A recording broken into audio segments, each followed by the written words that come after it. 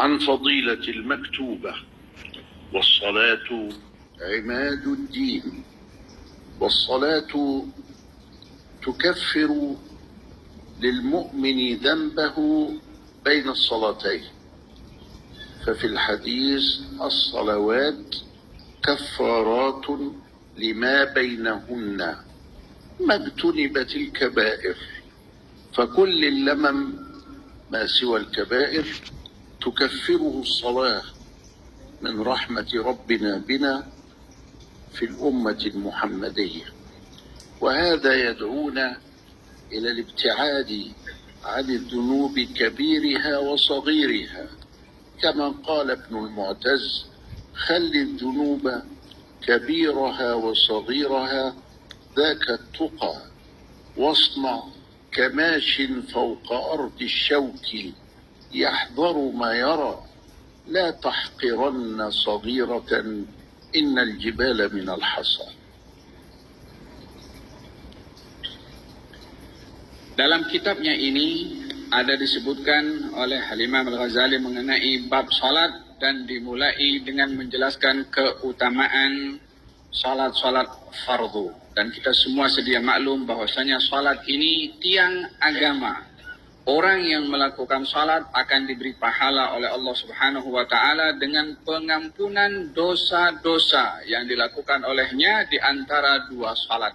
Seperti di dalam hadis Nabi Muhammad SAW, beliau ada menyebutkan bahwasanya antara salat satu dengan salat yang lain adalah penghapus kepada dosa-dosa selagi mana ia menjauhkan diri daripada dosa-dosa besar, yakni dosa kecil yang diampunkan oleh Allah Subhanahu wa taala. Dan ini adalah bahagian daripada rahmatnya Allah kepada umat ini dengan diampunkan dosa bila menjaga salat 5 waktu. Ini juga memberikan isyarat betapa pentingnya kita untuk meninggalkan semua dosa, baik itu dosa kecil atau dosa-dosa yang besar.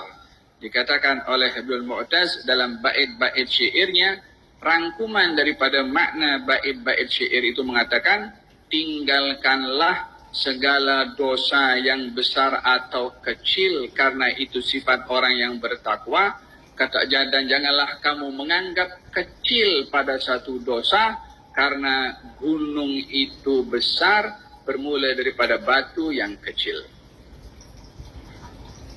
ثم يورد حديثا في غاية الأهمية، يقول صلى الله عليه وسلم: مثل الصلاة المكتوبة كمثل الميزان، من أوفى استوفى. وبهذا أجاب مشايخنا عندما ذهبنا إليهم وسألناهم سؤال الحائر: الله راضي عني أو أنه غضبان علي، كيف نعرف؟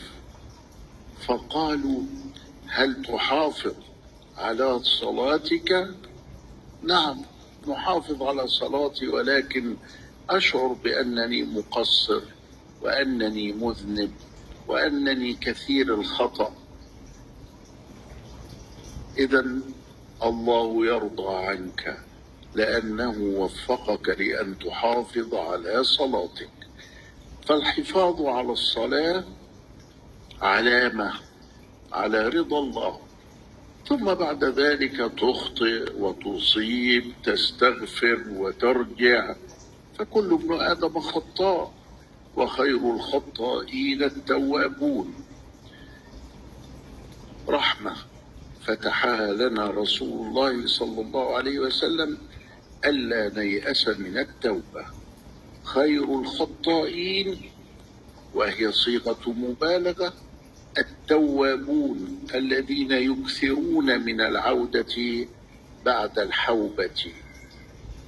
نعم، نقع في الخطيئة وفي الخطأ، ثم بعد ذلك نرجع إلى ربنا سبحانه وتعالى. هو غضبان علينا؟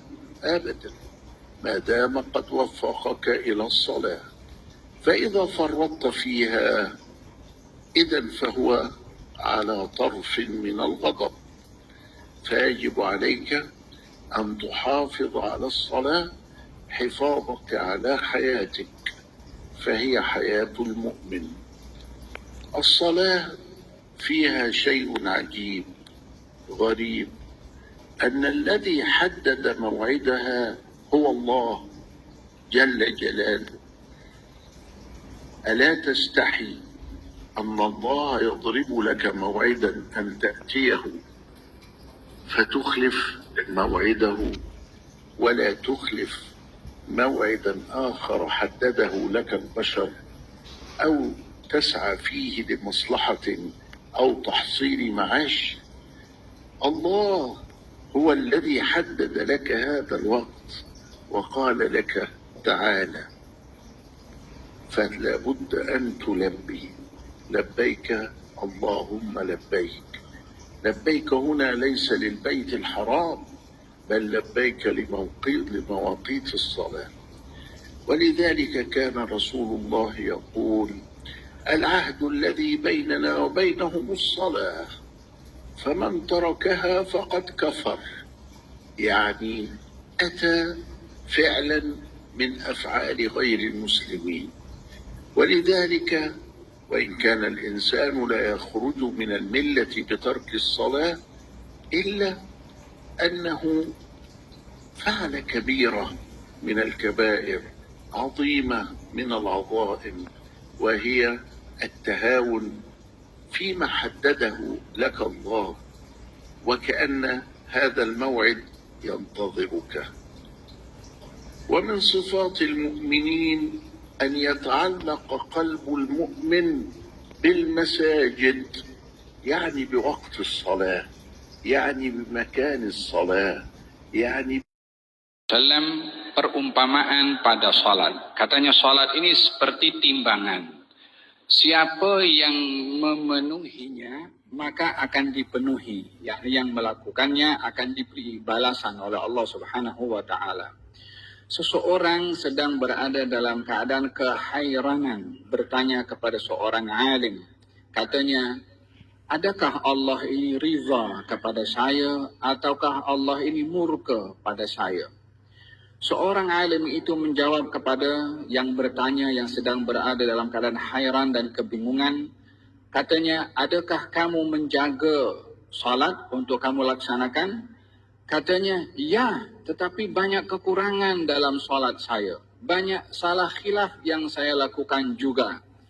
Orang alim itu mengatakan, kalau begitu Allah masih tetap ridha kepada kamu, karena kalau ia tidak ridha, maka kamu tidak akan diberikan taufik untuk melakukan salat. Selagi mana kamu diberi taufik untuk melakukan salat, itu tanda Allah ridha kepada kamu. Dengan demikian dapat difahami bahawa seseorang yang menjaga salatnya itu adalah tanda keridhaan Allah kepada dirinya. Adapun kesalahan dan kesilapan yang dilakukan oleh seseorang itu adalah perkara yang wajar berlaku kepada semua manusia, kerana semua manusia tidak lepas dan tidak luput daripada kesalahan. Seperti disebutkan di dalam hadis, semua anak-anak Adam ini melakukan kesalahan, dan sebaik-baik orang yang bersalah adalah orang yang bertaubat. Allah Subhanahu wa taala menganugerahkan rahmah kepada umat ini melalui penjelasan dan petunjuk Rasulullah sallallahu alaihi wasallam, dengan dianugerahkannya oleh Allah pintu-pintu taubat, sehingga disebutkan di dalam Al-Quranul Karim, Allah itu suka kepada orang-orang yang suka bertaubat dengan sirah mubalaghah, at-tawwabun atau at-tawwabin. Disebutkan dengan sirah mubalaghah, yakni menunjukkan betapa luasnya pintu maghfirah dan pengampunan yang akan diberi oleh Allah kepada orang-orang yang ingin bertaubat kepada Allah Subhanahu wa taala. Oleh sebab yang demikian, sesiapa yang tergelincir kepada kesilapan, kepada dosa, hendaklah segera untuk bertaubat kepada Allah Subhanahu wa taala. Mengenai salat ini perlu untuk dijaga, wajib untuk dijaga seperti mana kamu menjaga nyawa kamu, seperti mana kamu menjaga kehidupan kamu. Karena salat ini penghubung antara kamu dengan Allah Subhanahu wa taala. Di dalam salat ini terdapat banyak keajaiban. Yang paling utama untuk kita mesti menjaga salat dengan keajaiban yang ada di dalam salat adalah janji yang ditetapkan oleh Allah untuk kamu dipanggil oleh Allah pada waktu salat dan menghadap kepada Allah Subhanahu wa taala. Tidak malukah kamu bila dipanggil oleh Allah untuk melaksanakan salat, lalu kamu tidak datang akan panggilannya? Tidak malukah kamu bila ditetapkan janji oleh Allah untuk bertemu dengannya melalui salat, lalu kamu ingkari janjinya dengan tidak mendatangi salat? Yang kadang-kadang sebahagian daripada manusia tidak dapat mengingkari janjinya dengan manusia yang lain. Apatah lagi janji kepada Allah Subhanahu wa taala yang mesti untuk dipenuhi. Janji kepada Allah adalah memenuhi panggilannya ketika salat. Allah Subhanahu wa taala meletakkan janji pertemuan dengan hambanya melalui salat dengan menentukan waktu-waktunya salat. Sehingga ditentukan waktu itu sebagai waktu pertemuan bagi seorang hamba dengan Allah. Sehingga bila dipanggil untuk mendatangi salat, maka kita mengatakan labbaik. yakni menerima panggilan itu. Bukan labbaik ini hanya difahami ketika kita bertalbiyah, ketika seorang melaksanakan haji di Masjidil Haram. Tetapi labbaik ini adalah untuk menerima, menjawab seruan Allah ketika memanggil kita untuk melakukan salat pada waktu-waktu yang ditentukan. Dalam hadis Nabi Muhammad SAW, beliau bersabda, maksud daripada hadis Nabi ini adalah janji antara kami, yakni yang ada antara umat ini dengan agama ini adalah pada salatnya. Yakni seorang yang salat maknanya yang menjaga kepada agama. Orang yang meninggalkan salat maka dia akan kufur, kata Nabi SAW.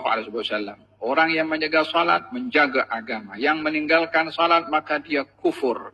Maksud daripada kufur di sini bukanlah maksudnya keluar daripada Islam, tetapi melakukan perbuatan yang dilakukan oleh orang bukan Islam, yaitu mereka tidak salat. Dan meninggalkan salat ini adalah bahagian daripada perbuatan dosa besar dan dianggap melakukan perbuatan menganggap remeh kepada salat, dan ini adalah perbuatan dosa besar. Dengan demikian sifat seorang mukmin itu terhadap salat adalah memiliki tanggung jawab untuk melakukannya dan adanya ketergantungan kepada hal-hal yang terkait dengan salat seperti masjid.